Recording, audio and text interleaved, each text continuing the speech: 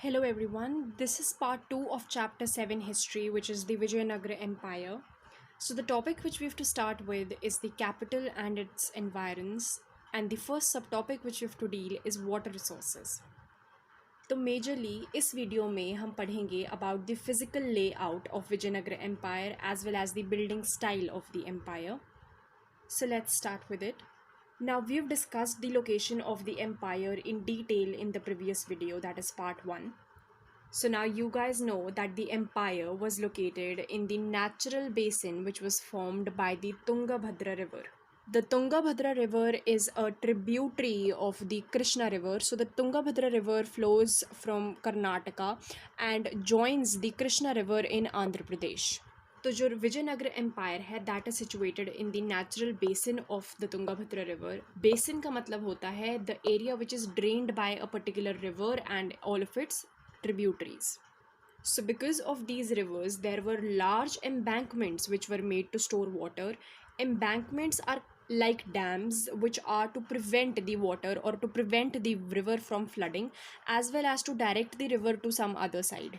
Then reservoirs were also constructed in order to meet the water requirements of this area. Reservoirs are constructed for the purpose of storing water. Then rainwater को store करने के लिए भी arrangements किए जाते थे. There is one famous tank known as the Kamalapuram tank which was built in the 15th century. इसके दो purposes थे. First is to irrigate the nearby fields and second is to fulfill the needs of the Royal Center. Royal Center के बारे में हम अभी पढ़ेंगे further in the video. Now there were elaborate arrangements made in order to store water. तो उसी का एक एग्जाम्पल है द हिरिया कैनाल. अब कैनाल एक वाटरवे होता है या एक चैनल होता है in order to convey the water for irrigation or in order to supply water for irrigation. So one famous canal which is the Hiriya canal, it drew water from the dam which was built across the Tungabhadra river and it irrigated the valley that separated the sacred center with the urban core. So for example, this is the Tungabhadra river. यहाँ से एक canal बनाया गया the Hiriya canal and this canal separates the sacred center with the royal centre and urban core. तो ये जो canal है ये पर्टिकुलरली इस पैच को इरिगेशन प्रोवाइड करने के लिए यूज़ किया जाता था. And it is stated that this was built by the kings of the Sangama dynasty. Now let's move on to the next topic which is fortifications and roads. With respect to fortifications and roads, we have the account of Abdur Razak. He was basically an ambassador who was sent by the ruler of Persia to Calicut. Calicut is present-day Kozhikode and it is in Kerala. तो he visited India in the 15th century and ये mention करते हैं that there were 7 lines of forts in the Vijayanagara Empire. Forts या fortifications का मतलब होता है defensive walls which are built to strengthen the kingdom or to prevent from any attack, जिसे हिंदी में दुर्ग या किलाबंदी बोलते हैं. तो यूजुअली एम्पायर्स में 1 और 2 वॉल्स ऑफ फोर्टिफिकेशन होती है. However in case of the Vijayanagar empire there were as much as 7 lines of forts. This was one of the reasons why the Vijayanagara Empire was so successful. तो अब as we've discussed in the previous video, उस time पे बहुत ज़्यादा conflicts हुआ करते थे with the neighbouring states and neighbouring sultanates. So there were fluctuating frontiers. So in order to protect themselves, empires used to build fortifications. But in the case of Vijayanagara, what was interesting was that सिर्फ city को ही fortify नहीं किया गया था, even the agricultural tracts were fortified. Now for example, this is the same diagram as we have discussed before. So for example, this is the Tungabhadra river, this is the agricultural tract which we had, this was the sacred center, this was the royal center and this was the urban core. तो अब ये जो agricultural tract है इसके आसपास एक अलग line of fortification थी एंड सिटी के आसपास एक अलग लाइन ऑफ फोर्टिफिकेशन थी. And in the case of Vijayanagar even the urban complex and the royal centres they had their own separate fortifications. तो इस तरह से almost all the elements of the empire were protected. अब what was the reason behind building these fortifications around these agricultural tracts?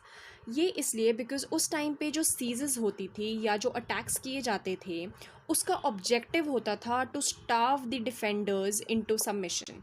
That is जो basic idea था वो ये था कि जो ऑपोजिट पार्टी है या जो डिफेंडर्स हैं उनके वहाँ पे सारी फूड सप्लाई, एसेंशियल आइटम्स सब ख़त्म हो जाएं, कॉन्सिक्वेंटली वो लोग सरेंडर कर देंगे।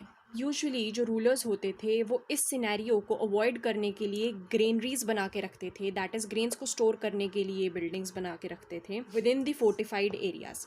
However what Vijayanagar kings thought was that this was not sufficient. उन्होंने ग्रेनरीज नहीं बनाई, उन्होंने डायरेक्टली जो उनकी एग्रीकल्चरल बेल्ट थी उसको ही प्रोटेक्ट कर दिया।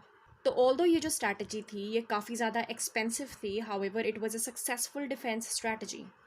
नाउ जो इम्पॉर्टेंट एलिमेंट्स थे like the urban core, the sacred centre, the royal centre, इन सब के आसपास there were their own separate fortifications.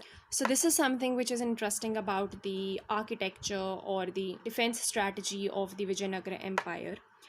Then there are three features of the Indo-Islamic architecture which we get to see in the Vijayanagara Empire. तो जो Indo-Islamic architecture है that is something which is practiced in the areas which were ruled by the Turkish sultans. तो ये तीन features हैं, gateways, arcs and Doms.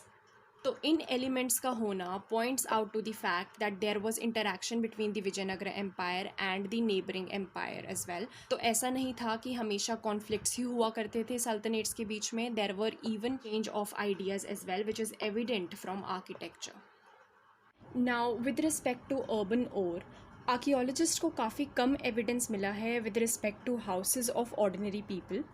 There is even an account by a Portuguese traveler, Barbosa, which states that houses were arranged according to the occupation, they were well built, so on. Then archaeologists have been able to excavate fine Chinese porcelain, that is चीनी मिट्टी के बर्तन. So they suggest that these areas were probably occupied by rich traders. Then ये भी माना जाता है that वहाँ पे मुस्लिम रेजिडेंशियल क्वार्टर्स भी थे, there were tombs, there were mosques etcetera which were built. Along with them there were numerous shrines and temples, and काफ़ी ज़्यादा एविडेंसेस मिले हैं of water resources, for example wells, rain water tanks, temple tanks etcetera. Then with respect to Royal Center was in the southwestern part of the Vijayanagara Empire. There were temples, that too varied range of temples. There were almost 60 temples in the royal centers, and there were palaces which were built. 30 buildings ऐसी हैं जिनको palaces designate किया गया है by historians. One interesting feature about these is that जो temples हैं वो masonry के बने हैं, that is proper cemented stone structures, permanent structure, whereas जो palaces हैं वो perishable materials के बने हैं. Then one example of a temple is the famous Hazara Ram temple. Then one distinctive style of building is found in the Royal Center, which is the King's Palace.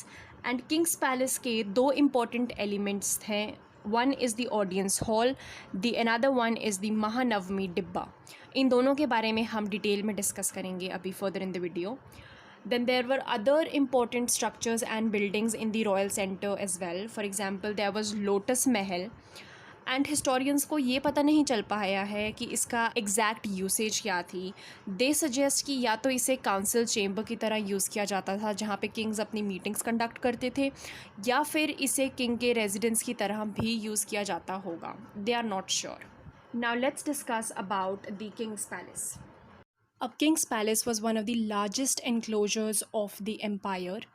It had two components. One is the Mahanavami Dibba and the second is the audience hall.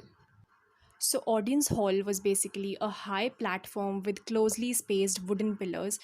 Audience hall could have been used for a number of purposes, like for performance of rituals, sacrifices, functions, and even to convene meetings. Now, a possible reason for having closely spaced pillars could have been to make the building earthquake resistant, even to display craftsmanship, because usually pillars पे sculptures बनाए जाते थे, या कई बार इन पे inscribe करके donors के नाम भी लिखे जाते थे. एंड यूजुअली जो ऑडियंस हॉल होता था it use to have a second floor, so these pillars provided support to the second floor as well. अब महानवमी डिब्बा was basically a massive structure, a massive platform with a base of 11,000 square feet and a height of 40 feet. And इस platform का जो base होता था that was covered with relief carvings. इसका नाम महानवमी डिब्बा क्यों था? One possible reason is that जो रिचुअल्स एसोसिएटेड थे इस स्ट्रक्चर से they could have coincided with Mahanavami. Mahanavami, you all will be familiar with this term. It is the ninth day of the 10-day festival, which is Dashera, also known as Durga Puja or Navaratri, depending on the region. Now, there were a lot of ceremonies which were performed on this occasion. These include idol worship, sacrifices, dances, processions, etc. One last thing, इस festival के last day पे the king used to inspect his army as well as the army of the Nayaks, which we discussed at the time of the Amar Nayak system, that the Nayaks were supposed to maintain army and armed forces. Then the king also used to accept tributes from these Nayaks. So this kind of show that the king had authority over Nayaks. One reason why the kings used to participate in these functions, in these rituals, was that it kind of legitimized their authority. So, associating with the divine kind of asserted their moral authority over the subjects. So, all in all, this used to display the power, prestige, and the suzerainty of the king. So, this is all for this video. Thank you so much for watching.